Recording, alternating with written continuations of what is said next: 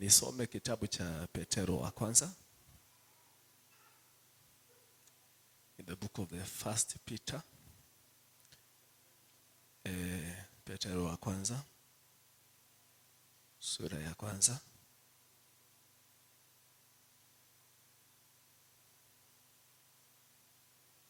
Sura ya kwanza mstari wa 22 mpaka mwisho.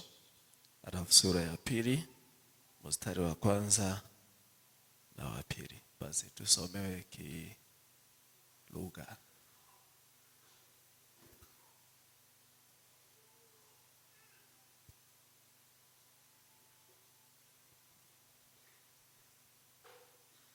Petero wa mbere igice cya mbere umurongo wa 22. Nuko rero ubwo mwiyejesheje imitima kumvira ukuri kugira ngo mubone uko mukunda bene data mutaryarya, mukundane cyane mu mitima kuko mwabyawe bwa kabiri, mutabyawe n'imbuto ibora ahubwo mwabyawe n'imbuto itabora, mubiheshejwe n'ijambo ry'Imana rizima rihoraho. Kishe mstari sura niendelee. Sura ya pili utaendelea sura ya pili mstari wa kwanza na wa pili. 20 na kutoka 22 mpaka 25.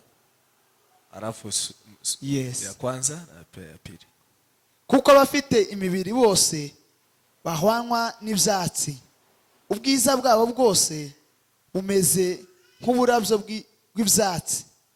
Ibyatsi biruma, uburabyo bwabyo ugahunguka, ariko ijambo ry'Uwiteka ryo rihoraho iteka. Kandi iri ni ryo jambo ry'ubutumwa bwiza mwabwirijwe. Amen. Amen. Amen.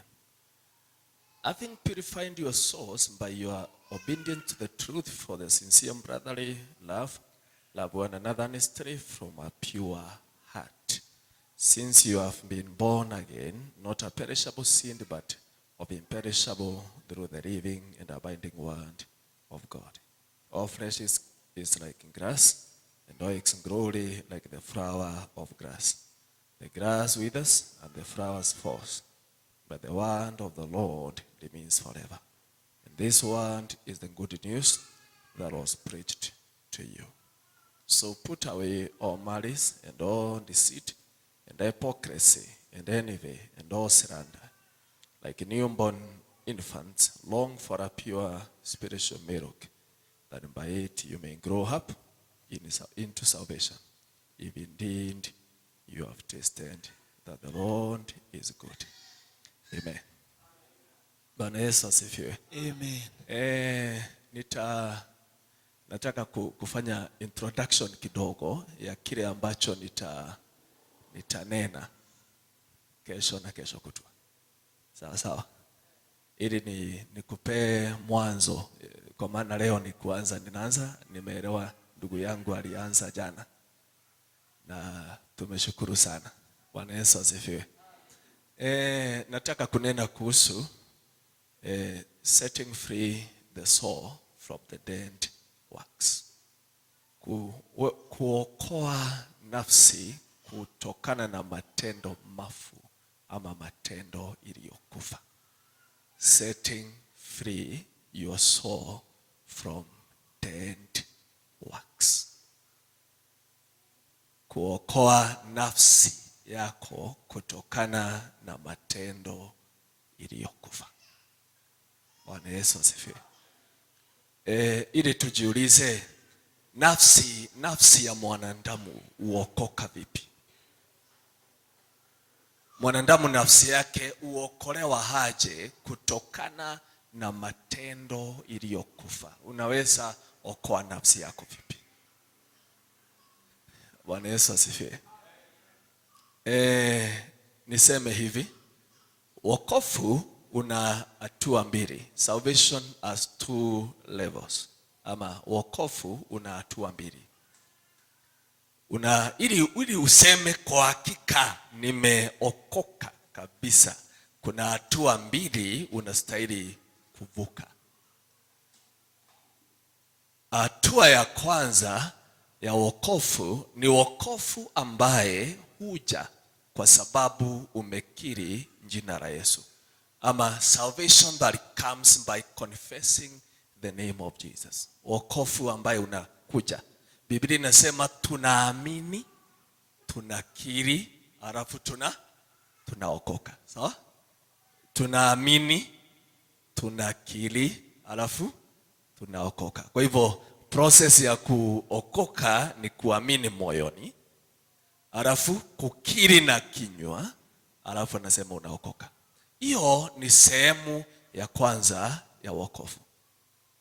Sehemu ya pili ya wokovu ni wokovu ambaye huja kwa kujua njia za Mungu na kutembea kwazo. Nitasema tena. It is a salvation that comes by knowing the ways of God and adapting them. Wokovu ambaye huja kwa sababu sasa si kukiri, unakiri.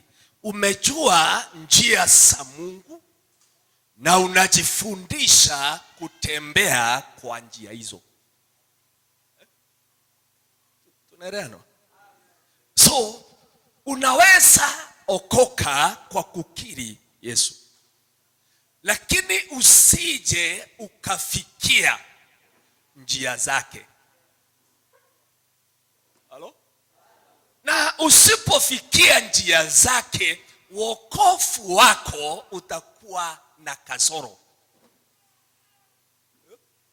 Utakuwa umeokoka lakini wokovu wako uko na kasoro. There is something wrong with your salvation. Bwana Yesu asifiwe.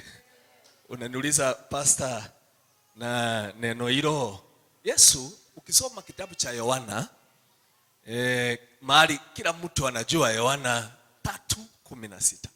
Sio tulisofundishwa tukiwa watoto Sunday school.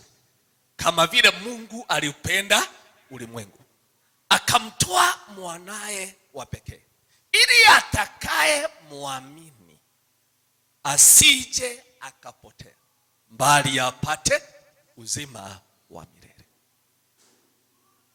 The Lord loved the world and he gave the only begotten Son, that everyone that will believe in him will not perish, but will come to see life. Hiyo ni ya kwanza. Hiyo ni John 3:16. Naye John 8:31 inasema, na kwa walie muamini. Kumbuka ya kwanza inasema watakaye muamini. John 3:16 inasema watakaye muamini, kumaanisha inanenea yule haja muamini.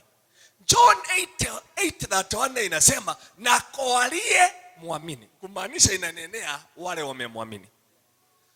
Ikasema kwa walie muamini, Yesu akawaambia, mchukue neno langu mulisome usiku na mchana mpaka mufikie ukweli, naye ukweli ndiye utaweka huru. Lakini huyu anaambiwa atawekwa huru ni mtu tayari aliamini.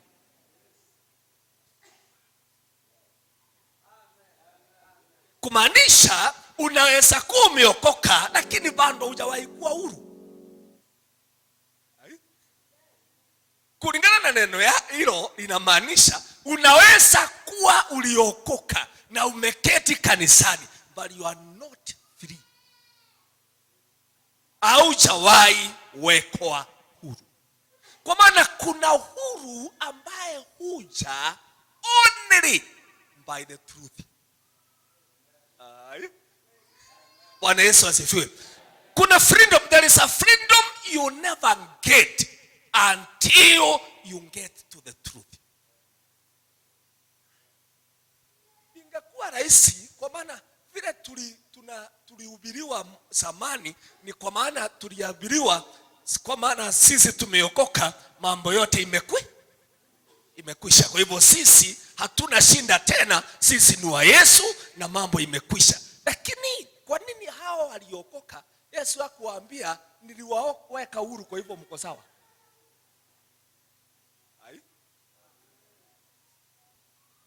Tusomee Yohana 8:31.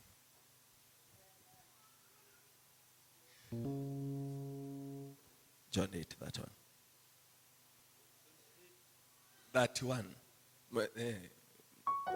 Mnaisema 31. Hiyo ni Kiswahili ya Kongo. 31.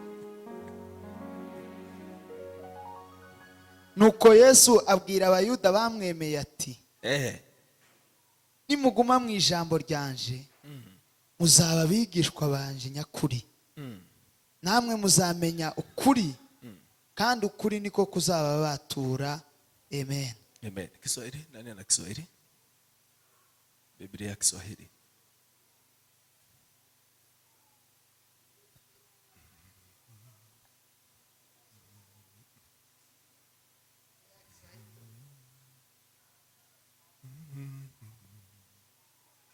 Biblia ya Kiswahili nasema basi Yesu akawaambia wale Wayahudi waliomwamini, waliyemwamini, ninyi mkikaa katika neno langu, mmekuwa wanafunzi wangu kweli kweli, tena mtaifahamu kweli, nayo hiyo ukweli itawaweka huru.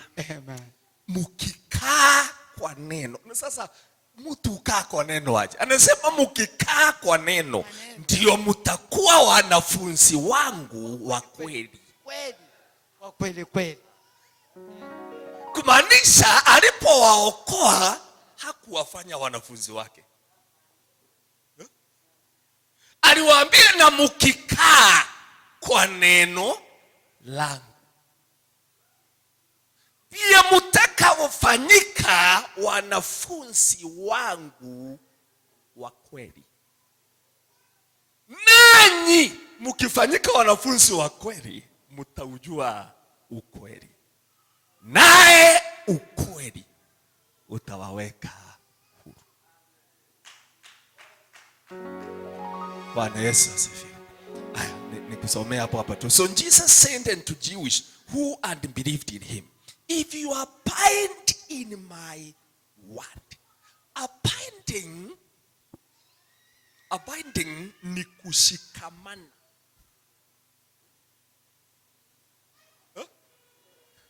Abiding kwa ni abiding ni nini?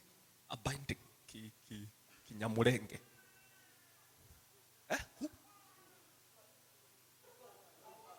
Kuza. Sema kwa sauti. Kumatana cyangwa se guhuza. Abiding, kushika, kuingiana hivi. Sasa wakati nasema nina abide hivi, umeshikamana hivi, hiyo ndio mnaita kuhuza. Kuhuza. Haya. Abiding ni kitu kile ufanyika kwa kitu tunaita grafting. Grafting ni wakati unachukua mti wa murimu uingishe kwa mchungwa. Si hii umekata kutoka kwa ndimu, si ukamutira utakuja nako, ukalete ukafunge na karatasi kwa mti huu wa mchungwa. Alafu unatarajia kwa muda katajishikilia. Katajishikilia kwa mchungwa, kwa maana karatasi kataisha. Ili karatasi ikiisha awe amejishikilia, kamuti huyu amejishikilia yenyewe, ili iweze kubadilika itoke kuwa mulimu iwe mchungwa. Na Yesu anasema nanyi mukishikamana. Kumbuka mahali ndugu yetu amesoma John 15. Hapo chini anasema neno langu likikaa ndani yenu na nyinyi mukae ndani yangu.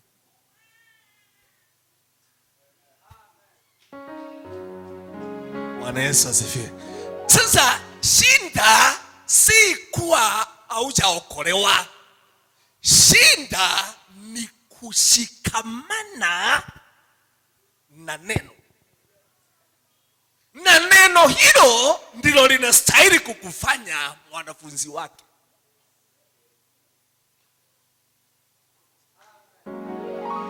Glory be to Jesus. Unajua kwa nini atufikii mahali mitume ilikuwa? The reason atufikii mahali mitume walikuwa ni kwa sababu ya hicho.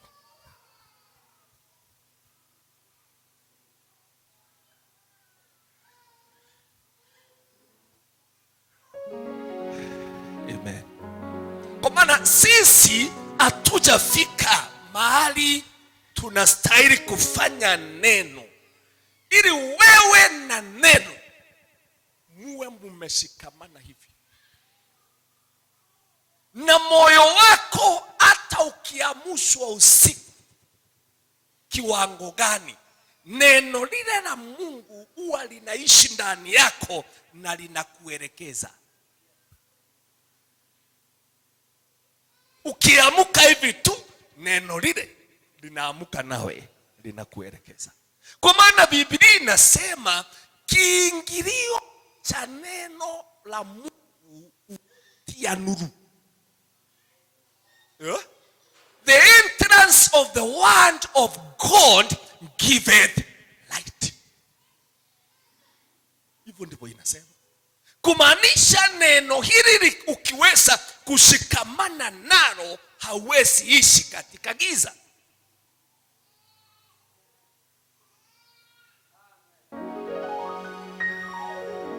Bwana Yesu asifiwe. So, tuachana na hiyo kidogo. Nasema ya kwamba kuna sehemu ya wokovu hauwezi fikia mpaka uweze kujua njia za Mungu. Na viongozi wengi waliokuwa Waisraeli walikosana na Mungu kwa ajili ya kitu kimoja, njia zake. Alipokuja kwa Suleimani, na Suleimani ameulizwa, Suleimani unataka nini? Akamwambia, Bwana, ningetaka unipe hekima ya kuongoza watu wako, kwa maana hii ni taifa kuu, hakuna mtu anaweza iongoza kama hauko pamoja naye. Biblia inasema Mungu akapendezwa na Suleimani. Alipoamka akaambia Suleimani, Suleimani, sijawahi sikia mtu aombaye ombi kama lako. Kwa maana kama ni wangeomba wapewe pesa mingi, wengine wangeomba wapewe uwezo wa kutawala watu, lakini wewe umeomba upewe hekima. Akamwambia Suleimani, nitakupea hekima, na hata kile ambacho haujaomba nitakupea.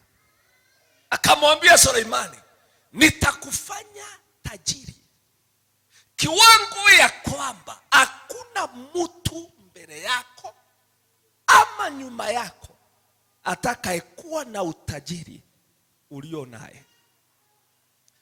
Hakuna mtu wa leo hata wanayeongoza na utajiri ameshaifikia utajiri wa Suleimani. Suleimani, wasomi wanasema siku ile alitoa sadaka ya kujenga hekalu. Ukichukua sadaka ile uilete kwa pesa value ya wakati huu, anasema alitoa pesa siku moja ekonomi ya China. Ekonomi ya China. Ile sadaka. Alitoa sadaka inayetoshana na ekonomi ya China ya leo. Na usikie si mali yake yote, ni sadaka ametoa kwa Mungu.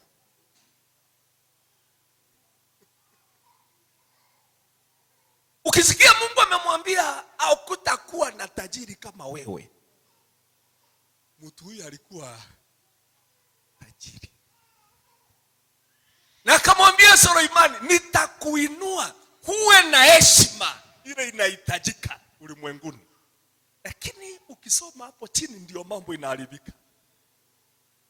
Akamwambia, lakini ukijua njia zangu na utembee kwazo kama alivyofanya baba yako Daudi, nami nitakupea maisha marefu. Amepewa utajiri bure, amepewa heshima bure, amepewa hekima bure, lakini kama atafurahia vitu vyote amepewa, anahitaji maisha marefu isiyo na shinda. Naye maisha hiyo ameambiwa inategemea kama utafuata njia.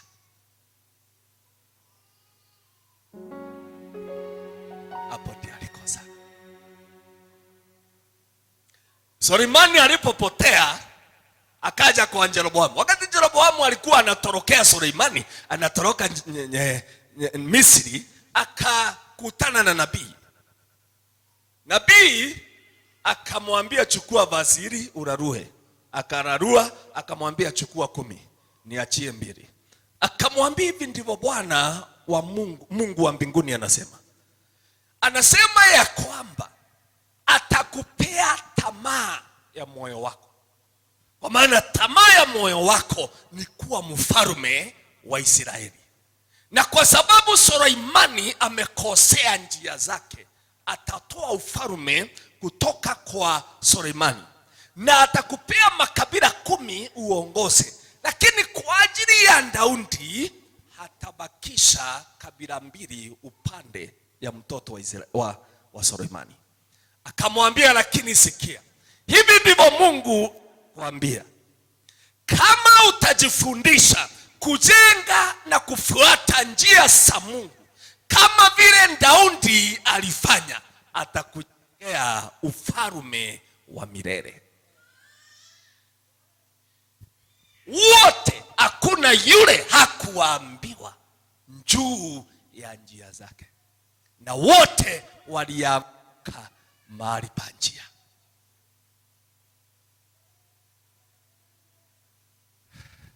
Kitabu cha Zakaria sura ya 3 mstari wa 7. Ni ya 3:7 ama ni 7:3? Moja ya hizo. Zakaria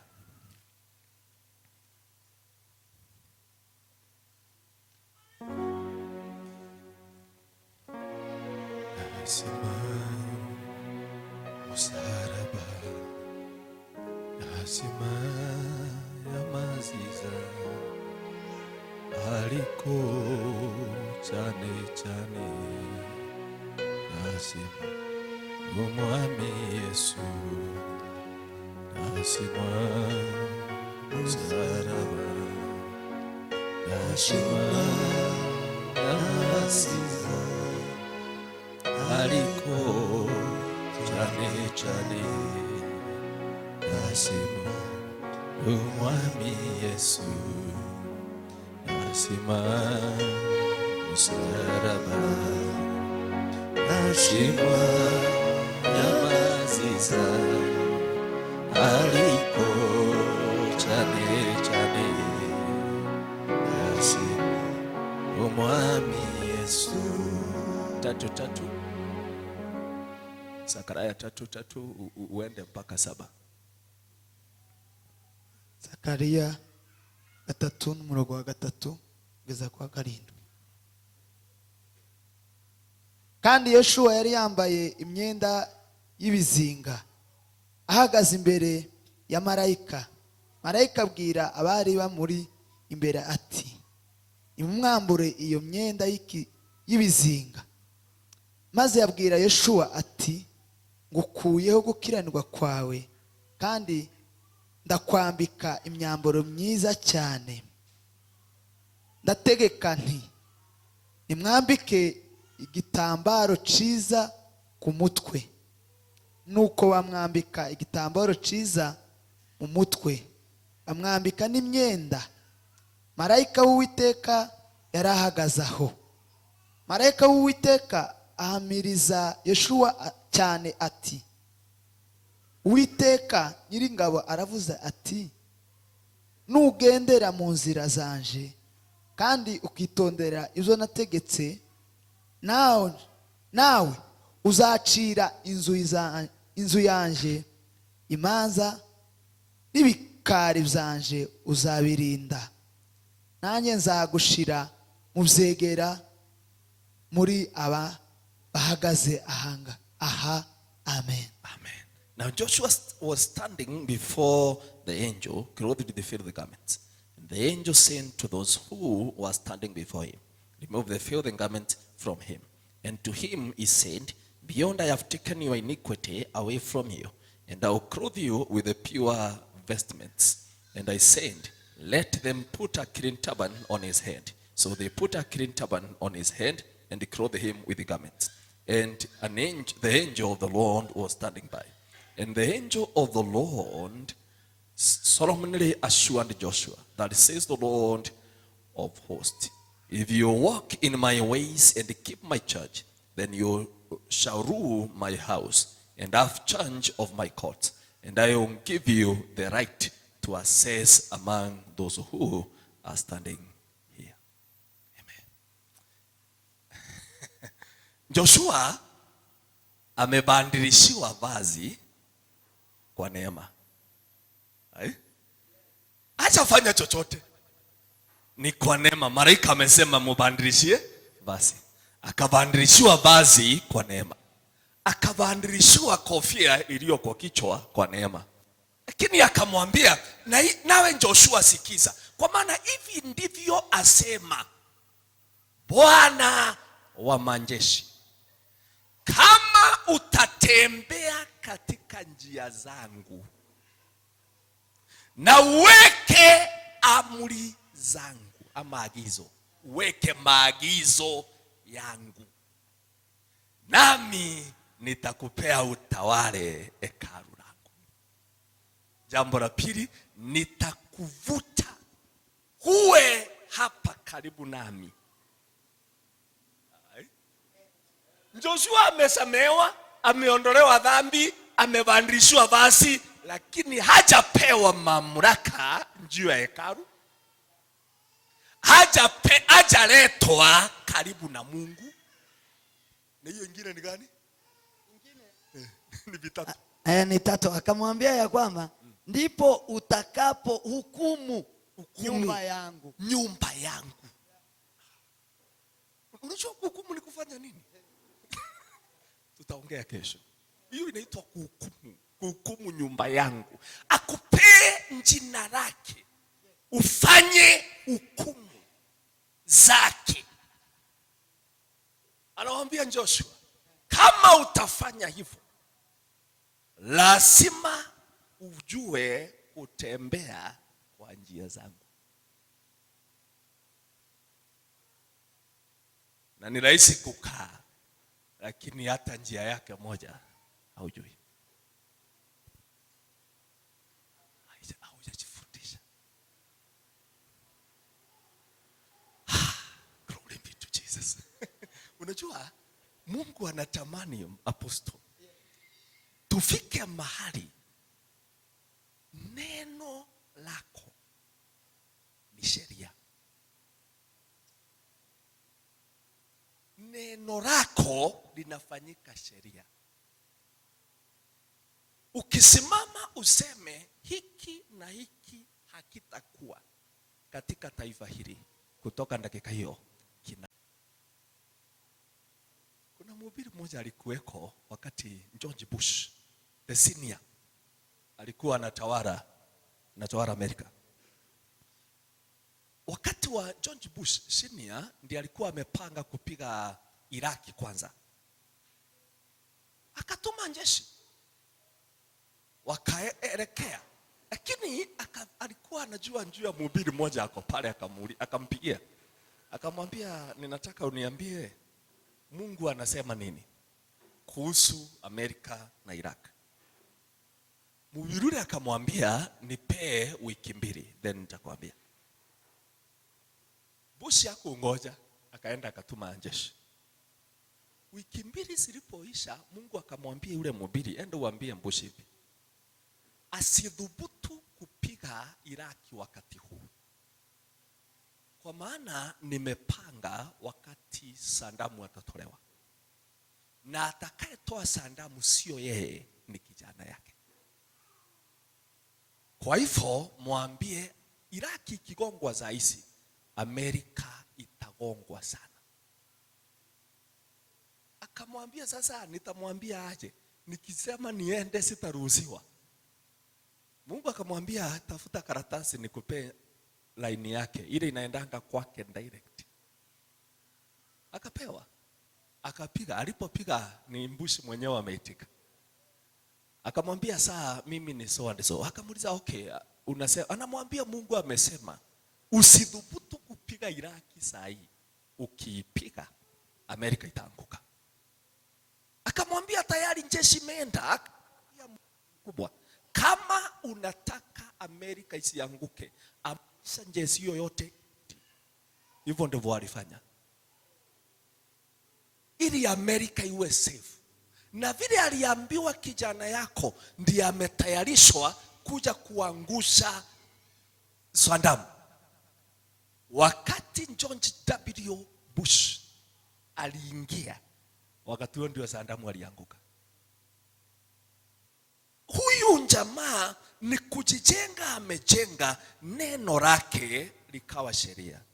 Hiyo ndio Mungu anaambia Joshua, utakapo tembea kwa njia zangu utafanya hukumu zangu. Haleluya. Yaani neno lako litatafutwa na wafalme, watangoja kusikia vile unasema, kwa maana chochote utasema ndicho kitatendeka. Na hakuna yule atasimama kinyume ya neno lako. Lakini ili kabla hujapewa kuweza kufanya hukumu za Mungu, anasema ujifundishe kutembea kwa njia zangu. Hiyo hakumwambia nitakufundisha, alimwambia ujifundishe. Neema nimekupea, nikakuondolea basi, kwa maana vazi hilo ulihitaji neema ili shetani atoke. Unahitaji neema, neema nimekupea, basi nimebadilika. Lakini hata kama shetani ameenda, siwezi kukutrust na hukumu zangu. I cannot trust you with my judgments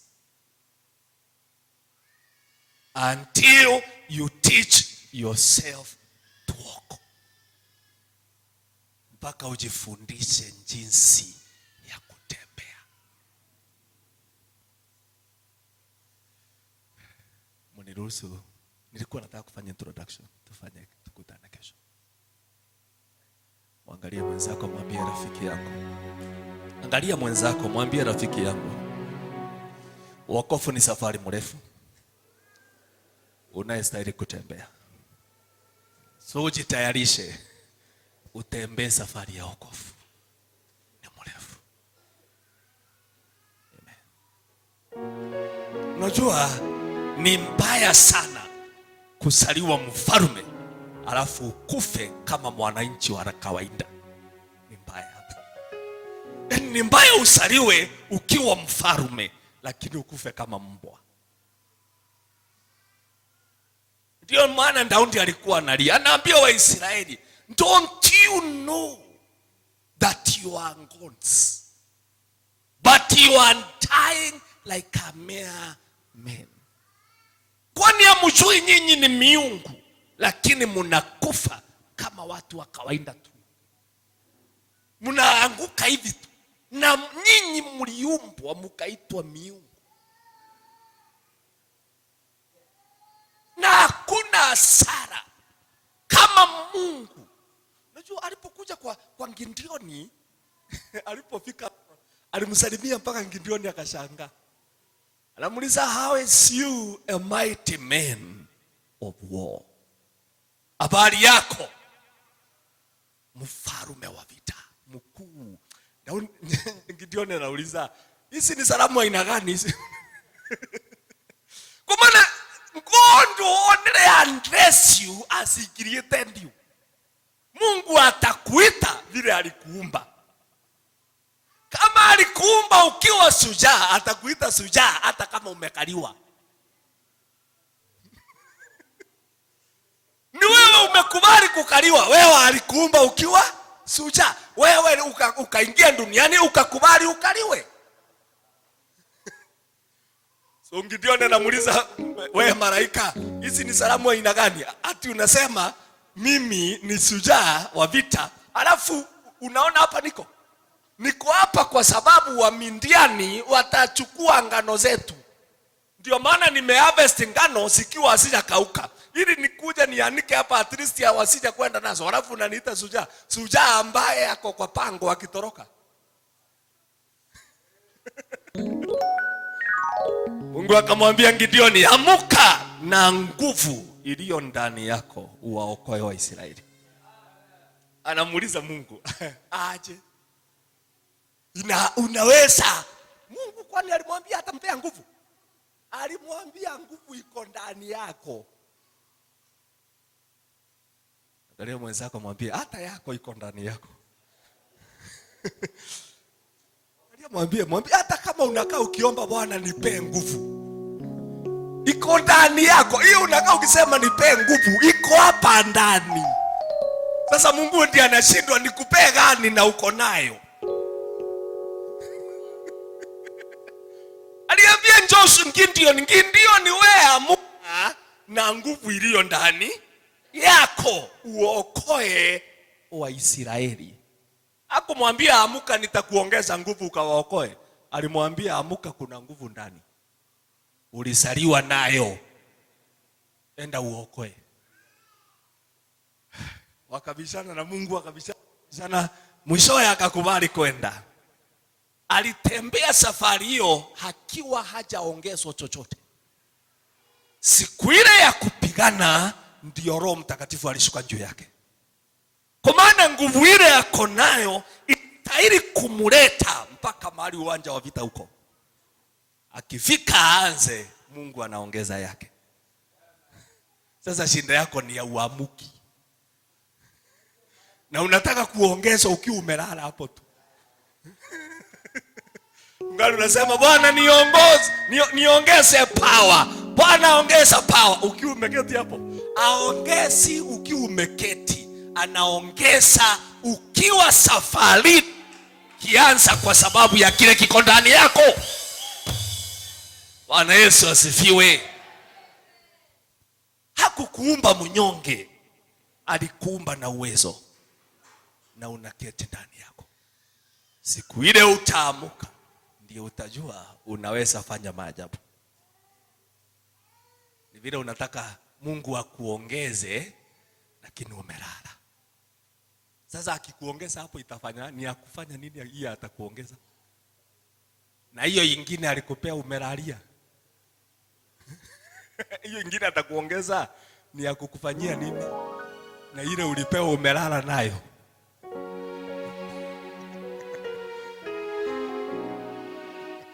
Bwana Yesu asifiwe. Una nguvu. Si Mungu wa rehema na neema awarehemeshe na kuwaneemesha kwa neema na rehema ambazo zinapita kuelewa kwa mwanadamu. Mkono wa Mungu usiopunguza uwezo uwe juu yenu. Jina langu sikusema naitwa Matendo. Nimetoka Meru County. Na ninashukuru Bwana ya kwamba leo niko Nairobi huku ni kwetu, lakini sipendangi Nairobi sana kwa sababu ya kelele na uchafu mwingi. Kuanga na uchafu mwingi huko ndani na kelele ya mambazi, kelele ya nini. Kule kwetu kule kuanga na amani ndo. Amani huko Meru hakukuanga na shida. Lakini unajua kazi ya Mungu haihitaji kile unapenda ama kile upendi. Kazi ya Mungu ni kule unatumwa unaenda. Bwana Yesu asifiwe. Ndio maana niko hapa leo. Na wandugu wa Nyamulenge wamefanyika marafiki kabisa. Na wandugu, ni wandugu kabisa. Amen. Nyinyi ni wandugu. Mungu asaidie ile vita iko pale milimani ikwishe. Ili tupande huko mnigawie. At least mnigawie kakitu. Hata nikipewa ng'ombe 5 sikae hapo niseme hata mimi niko na sehemu huko. Niende niunganishe na Wanyamulenge wa Higa ama wa Sita. Wa Higa. Mimi niliambiwa ni Muhiga. Wakati nilienda kuhubiri Bukavu, unajua nilikuwa nakaa kwa mtu anaitwa Pastor ule wa Susidi Sari wa zamani alikuwa anaitwa nani? Pastor Lipanda. Pastor Lipanda. Sasa tulikuwa tunakaa kwa Lipanda nyumbani. Wakawa marafiki sana na yeye ni Muhiga. Sasa akaniambia kwa maana umekaa hapa miaka mingi. Sasa kutoka leo wewe ni Mnyamulenge Muhiga. Na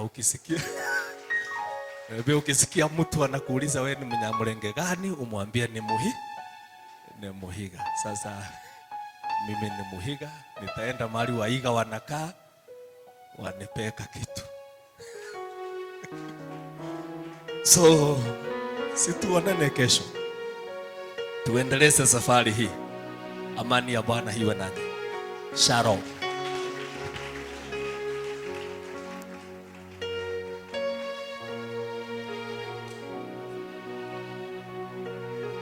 Amashimeshe koma.